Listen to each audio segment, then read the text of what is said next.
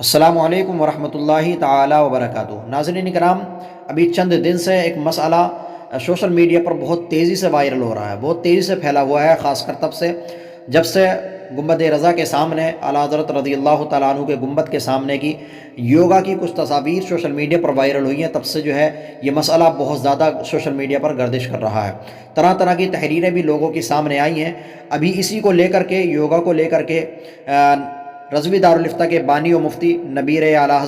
حضرت علامہ مولانا مفتی ارسلان رضا قادری صاحب قبلہ بریلی شریف، ان کا ایک طویل فتویٰ جاری ہوا ہے، سامنے آیا ہے، اور اس میں بہت سارے نکات بیان کیے ہیں حضرت نے۔ وہ تمام باتیں میں آپ کے سامنے رکھوں گا۔ ویڈیو تھوڑا لمبا تو ہو جائے گا، لیکن آپ سے گزارش ہے کہ ویڈیو کو پورا دیکھ کر کے جائیں، پورا سنیں اس فتوے کو اور پورا پڑھیں۔ اس کے بعد اگر اچھا لگے تو اس کو لائک کریں اور آگے ضرور شیئر کریں تمام لوگوں تک۔ میں پورا فتویٰ آپ کے سامنے رکھتا ہوں اور آپ کو پڑھ کر کے سناتا ہوں۔ آپ خود بھی پڑھ سکتے ہیں، اسکرین پر آپ کے سامنے موجود ہے، میں آپ کے سامنے پڑھ کر کے سناتا ہوں۔ ہوئے کس درجہ فقیہان حرم بے توفیق، گنبد رضا کے سائے میں کچھ غیر ذمہ داران کی جانب سے بغیر اجازت ذمہ داران، کم عقلی اور نافہمی میں جو شرمناک اور اس سے زیادہ المناک اور غیرت سوز حرکت کی گئی ہے،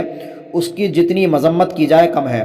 جب سے یہ واقعہ پیش آیا ہے تب سے متعدد علماء کی مختلف تحریرات نظر سے گزر چکی، جس سے اس میں ذرا بھی شبہ نہیں رہ جاتا کہ یوگا محض ریاضت بدنیہ ہی نہیں بلکہ ہندو مذہب سے اس کا من وجہن وہی تعلق ہے جو دین اسلام کا نماز سے ہے۔ ان کی مذہبی کتابوں میں بطور تزکیہ نفس و روحانی ریاضت، اہتمام و انصرام کے ساتھ اس کی تحریک و ترغیب موجود ہے۔ اس امر کے ظاہر و باہر ہونے کی وجہ سے اس کی تعریف، مبادیات، ارکان اور مقاصد کی تشریح کیے بغیر اصل یوگا کے حکم پر زمام قلم کو موڑتا ہوں کہ مذکورہ بات اس قدر آیا ہے کہ ہر قسم کے بیان و تشریح سے مستغنی ہے، اور جسے اس کے ہندوؤں کے مذہبی شعار ہونے میں کسی قسم کا شبہ ہو، وہ یوگا کے بارے میں خود ہندو مصنفین کی کتابوں اور ان کے بیانوں کا مطالعہ کر لے، یا کم از کم ویکیپیڈیا پر یوگا کی حقیقت کو جاننے کی کوشش کرے، اور اگر کچھ نہ ملے تو عدو اسلام و مسلمین حکومت کی جانب سے 2014 کے بعد سے اس پر غیر ضروری اصرار اور اکراہ اور اجبار سے ان کے ارادوں کو سمجھا جا سکتا ہے کہ دال میں کچھ کالا ضرور ہے۔ یوگا کا ہندو مذہبی شعار ہونا جب ہر قسم کے شبہ سے پاک ہے تو اب اس میں کیا شبہ رہ جاتا ہے کہ علی العقل یوگا حرام لغیرہ ہی ہے، ورنہ اس کے بعض آسن تو حرام لعینہ ہی اور بعض اوضاع و حیتیں کفر لزومی تک ترقی پذیر ہیں کہ مثل قشقہ شعار کفر و کفار ہیں۔ اگر کسی کو یہ نہ سمجھ آئے کہ جب کرنے والے کی نیت اور ارادہ محض اس سے بدنی فائدہ اٹھانا اور ورزش اور ریاضت جسمانیہ ہے تو کیوں کر یہ ممنوع ہو گیا، تو اس کا جواب یہ ہے کہ اگر مراد و منشا بھی مشرکین کسی ہو تو محض حرام یا کفر لزومی ہی کب رہ جائے گا جب تو کفر التزامی ہو جائے اور مرتکب بلا شبہ کافر و خارج از دین قرار پائے، اور بغیر توبہ و استغفار اور لازماً تجدید ایمان کیے اسلام میں داخل تصور نہیں کیا جا سکے۔ مراد و منشا نہیں ہے جبھی تو حرام لغیرہ، حرام لعینہ اور متبین فی الکفر کہا جا رہا ہے۔ جو حضرات یوگا کی وہ حیتیں اور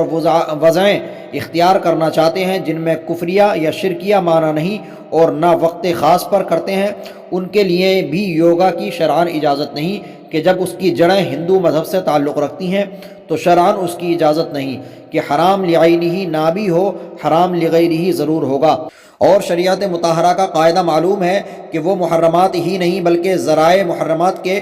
دروازوں کو بھی بند کرتی ہے، یعنی اگر محض ورزش کے نام پر یوگا کرنے کی مشروط اجازت دے دی جائے تو یہ مفضی الی الکفر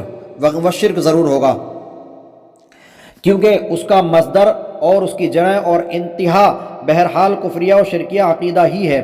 ایسی صورت میں شریعت مطہرہ ایسے امر کی کیوں کر اجازت دینے لگی جو فی الوقت کفر نہ بھی ہو مگر مفضی الی الکفر ضرور ہو۔ اسی لیے کہا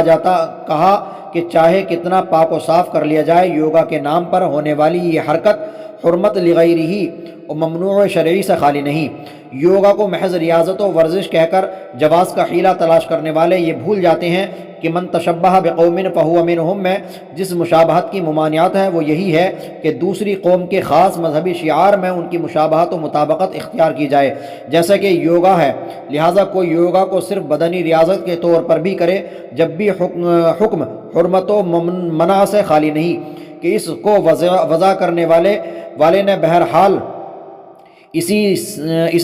اسی شرکیہ نظریے کی بنیادوں پر وضع کیا ہے۔ یوگا کا معنی ہی اتصال ہے، یعنی روح و بدن کا اسی شرکیہ نظریے کے ساتھ اتصال، اور وہ اسی طور پر اسے انجام دیتے ہیں۔ حضرت تاج الشریعہ علیہ رحمۃ اللہ رضوان نے ٹائی کی حرمت کے سلسلے میں بھی یہی فرمایا تھا کہ ٹائی کی اصل وضع عیسائیوں کا وہ باطل عقیدہ ہے جو قرآنی عقیدے ما قتلوہ و ما صلبوہ کی مخالفت کرتا ہے، اس کی وضع اور شروعات اسی طور پر ہوئی، بھلے بعد میں پہننے والوں کی مراد و منشا بدل گئی، اور اگر پہننے والوں کی بالفرض وہی مراد و منشا ہو اور اسی معنی کا التزام ہو تو ٹائی صرف حرام ہی کیوں رہ جاتی، کفر نہ ہو جاتی؟ ایسا ہی یہاں ہے، بلکہ اس سے بھی سخت تر کہ یہ ان کے طریقے عبادت کی نقل بھی ہے اور ان کا شعار بھی، جیسا کہ نماز قطع نظر اس سے کہ وہ ایک اسلامی دینی فریضہ ہے، بہت سے جسمانی فوائد کا ضامن بھی ہے، جیسا کہ ماہرین طب بیان کرتے ہیں۔ اب بالفرض کوئی کافر و مشرک بغیر ایمان لائے محض نماز کی وضعوں، ہیئتوں اور ارکان، قیام و سجود سے بدنی و جسمانی استفادہ چاہے تو دیکھنے والا اسے مسلمان ہی سمجھے گا، اس لیے کہ نماز شعار اسلام ہے، یوں ہی یوگا شعار کفار ہے۔ اسے کرنے والے کو خالی الذہن آدمی اول لمحہ اور بادی النظر میں یک از ہنود و مشرکین ہی خیال کرے گا، اور اگر کوئی ٹوپی جبہ پہن کر کرے تو مضحکہ خیز لگے گا اور متعجب و متحیر بھی کرے گا۔ تو نظر بصورت مذکورہ یوگا کے ایسے آسن اور اوضاع و حیات چاہے کتنی نیت خیر کے ساتھ کر لیے جائیں شرعاً جائز نہ ہوں گے۔ کسی بھی صاحب عقل و خرد سے یہ بات ذرا ڈھکی چھپی نہیں کہ اعدائے اسلام و مسلمین ہندوستانی مسلمانوں کو نہ صرف سیاسی، سماجی، اقتصادی اور معاشرتی اعتبار سے نقصان پہنچانے کے در پہ اور ہر دم مستعد و آمادہ ہیں، بلکہ انہیں ان کے دین سے منحرف کرنے کے لیے روزانہ نئے حربے حیلے ایجاد کرتے رہتے ہیں۔ جس حکومت کی بنیاد ہی مسلم کشی پر ہو، جس کی نگاہ میں مسلمانوں کو وجود ہی ایک کانٹا ہو، کیا وہ حکومت کبھی گوارا کر سکتی ہے کہ مسلمانوں کو خاص کر ان کے دینی تعلیمی اداروں کو چلانے کے لیے گرانٹ اور ایڈ دیا جائے جو قسم قسم کے حیلوں اور جھوٹے الزامات سے مدارس و مکاتب و مساجد کو مقفل بلکہ زمین دوز کر رہے ہوں؟ وہ کیسے برداشت کریں گے کہ انہیں پروان چڑھنے کے لیے مالی مدد پہنچائی جائے؟ مگر قانونی اعتبار سے وہ بہرحال کسی حد تک مجبور ہیں، مگر ایسی ظالم حکومت نے اب اپنی مقصد برآری کا یہ راستہ نکالا ہے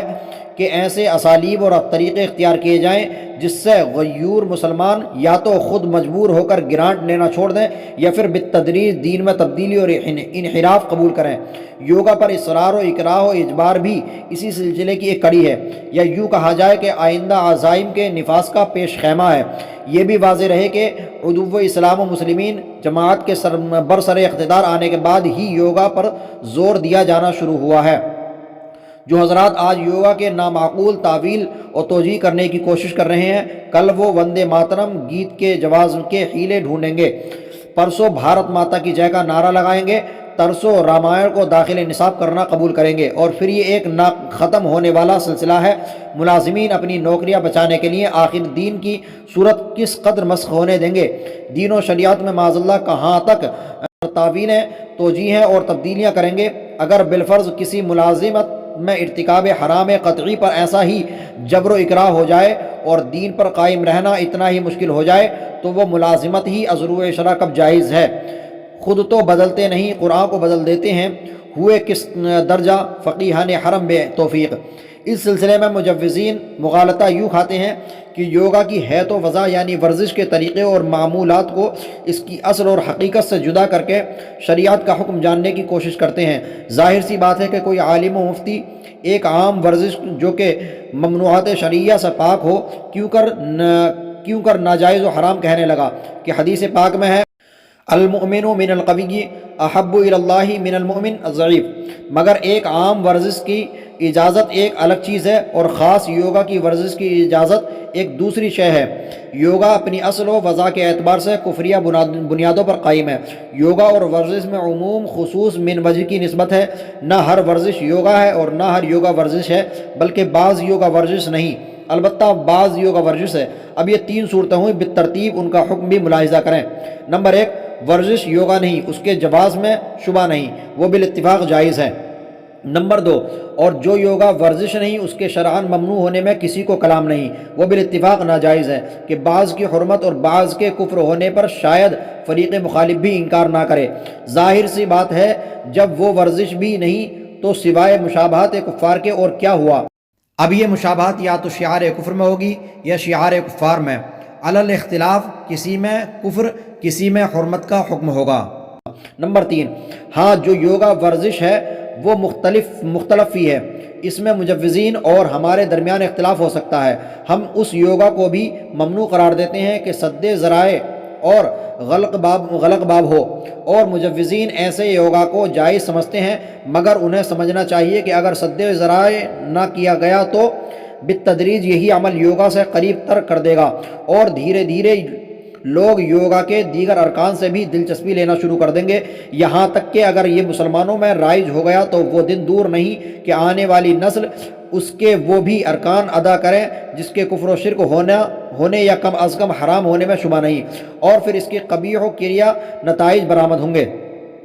خودکشی چاہے جس قدر بالتدریج ہو، بہر صورت حرام ہے۔ کفر و شرک تک پہنچنے والا یہ راستہ چاہے کتنا پیچ و خم دار ہو، بہرحال منزل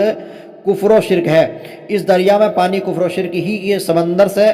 آ رہا ہے، جہاں سے چشمہ پھوٹ رہا ہے وہ مقام کفر و شرک ہے۔ جس کا مصدر و مخرج کفر ہو اس کا مال و انجام کار کفر ہی ہوگا۔ کل شیء یرجع الی اصلہ، زہر تھوڑے ہی مقدار میں کیوں نہ لیا جاتا رہے وہ اپنا اثر ضرور دکھاتا ہے، اسی کو سلو پائزننگ کہتے ہیں۔ اسی لیے سرکار اعلیٰ حضرت کا مذکورہ ذیل مصرع یاد رکھنے کا ہے، جو اپنے اندر بے انتہا وسعت رکھتا ہے کہ سد ذرائع داب ہے اپنی شریعت کا۔ اس ایک قاعدے میں مجوزین کی تمام تعویلات کا جواب ہے۔ تو جو یوگا محض ورزش ہے وہ بھی اپنی اصل کی وجہ سے ممنوع ٹھہرے گا، کیونکہ منجر الکفر و شرک ہے۔ غریب الوطنی میں ہونے کی وجہ سے عجلت میں بلا مراجعت کتب بطور احتجاج یہ چند حروف ہیتا تحریر میں آ رہے ہیں، جسے مدلل جواب درکار ہو وہ استفتاء قائم کر کے بعد الرجوع الی الوطن تفصیلی جواب حاصل کر سکتا ہے۔ فقیر محمد ارسلان رضا قادری غفر اللہ، خادم رضوی دارالافتاء و آستانہ عالیہ قادریہ رضویہ مرکز اہل سنت بریلی شریف 5 ذوالقعدہ سن 1444، 24 جون 2023۔